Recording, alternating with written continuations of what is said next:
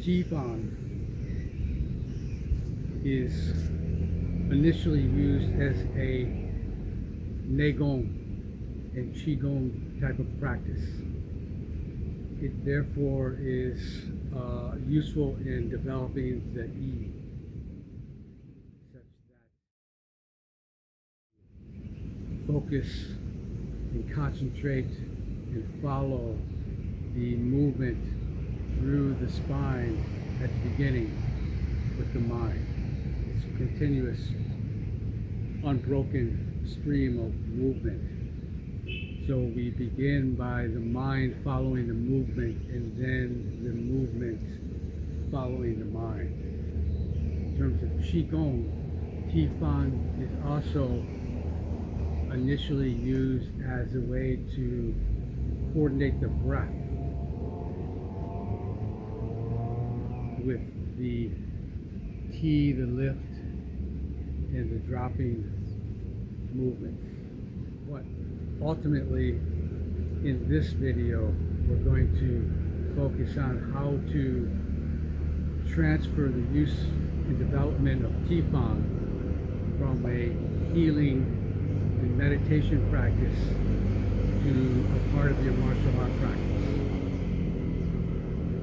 In those terms, we want to begin combining and coordinating Qigong, the lift, and the setting down, with the half step. We have this movement, Qi and Fang, which will transit into this 1 foot forward into the Qi, and swing back into the Fang. So again, we have Qi, Fang, Qi, Fang. From this swaying motion from the front to the back, we also have the half step, Qi, Fang, Qi, Fang.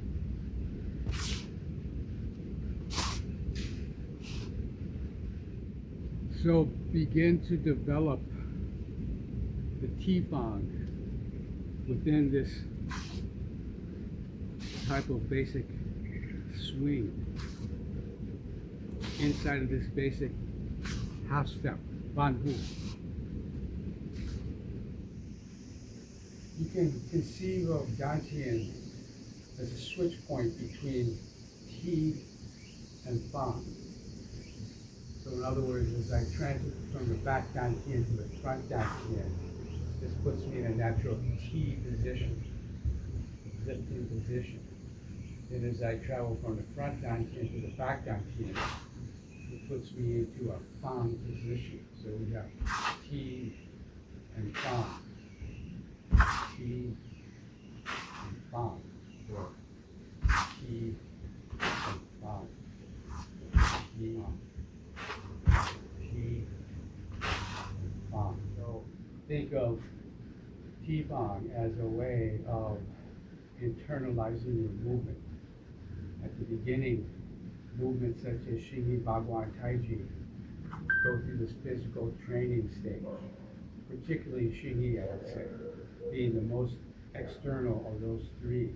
You have a very kind of natural compunction to practice, for example, Pichuan, using your physical attributes,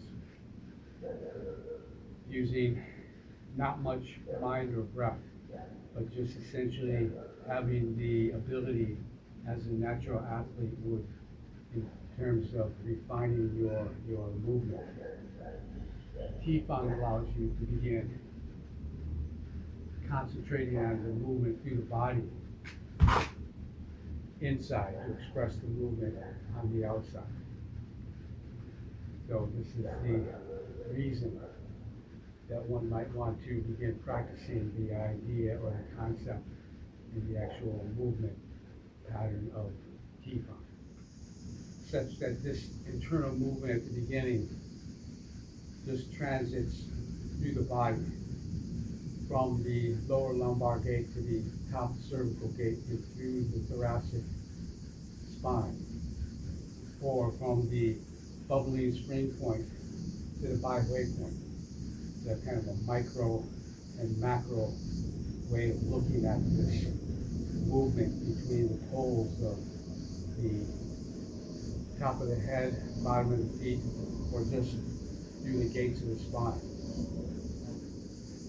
Internal practice also includes the idea of opening the three gates, opening and closing the three gates, because it is the opening and the closing that essentially sends the movement from one pole to the other. Wherein you're not just relying on your physical power and technique of your form to use this kind of gong bumping power, but you're relying on this innate movement.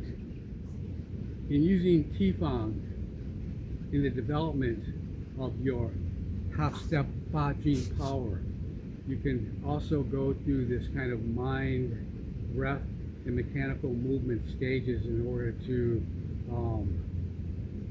practice to a more subtle and higher degree of development, such that you want to begin with the mechanical practice of FANG, the stepping. Then you can start with the breath. On the breath, as you T, breathe in. As you FANG, exhale.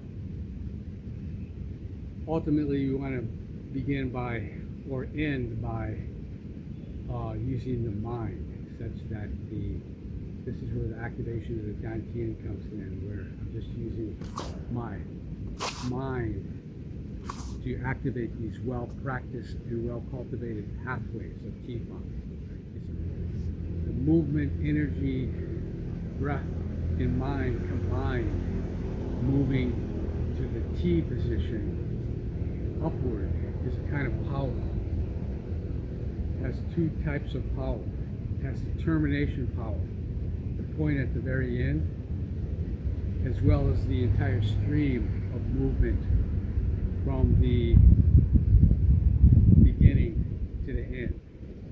Same is true as the movement as the other way back downward.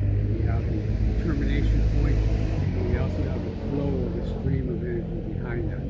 Both of these can be used as a way to combine with the stepping. Ultimately, we say that the half-step in Xingyi is a kind of FANG method. This is where the power differentiation comes in, whether I'm using like a stream of power, trying to hook into that entire stream of power. And you see the drag up of the foot as it comes up here, this cho of the back foot coming up is a way to emphasize this kind of ball and chain type of movement where I step and then I drag up. That's another bit of this chain of power that you're using as a secondary type of power when that foot pulls forward.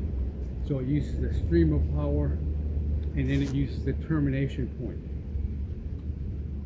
One can also reverse the poles forward.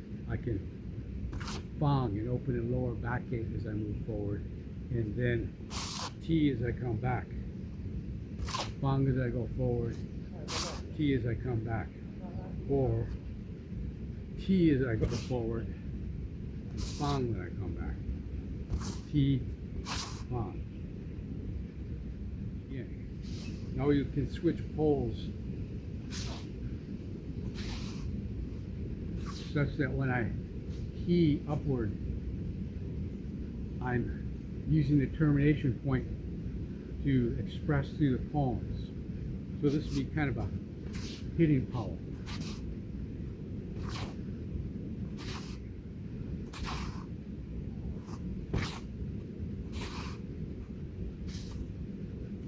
you should be able to use the Swan side, same side foot in hand, as well as the owl side, the cross position. Left hand, right foot forward.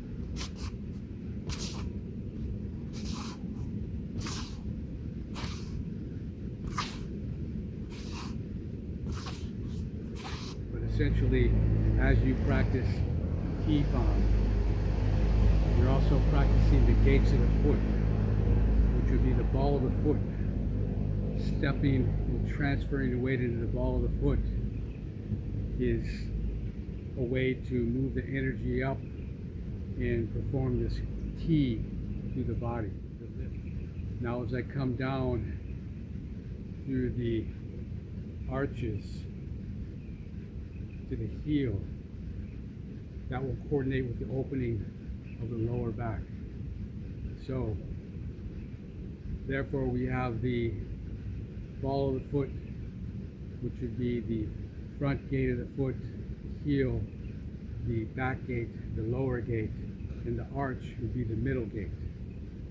The middle gate corresponds to the entire thoracic region of the spine.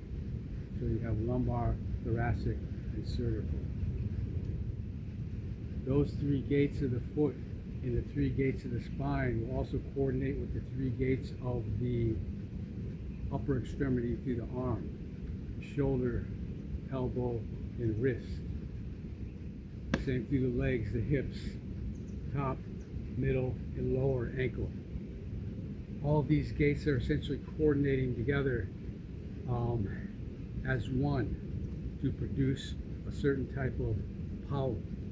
FANG also allows you to have a directional type of power, such that if I use FANG, when I step forward, I'm getting under the center of gravity, pushing upward.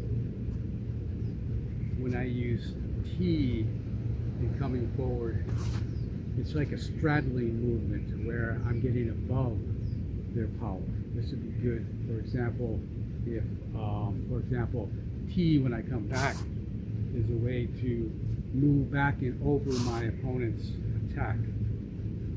If I use FANG coming backwards, I'm getting that to a lower position so I can get under their center of gravity.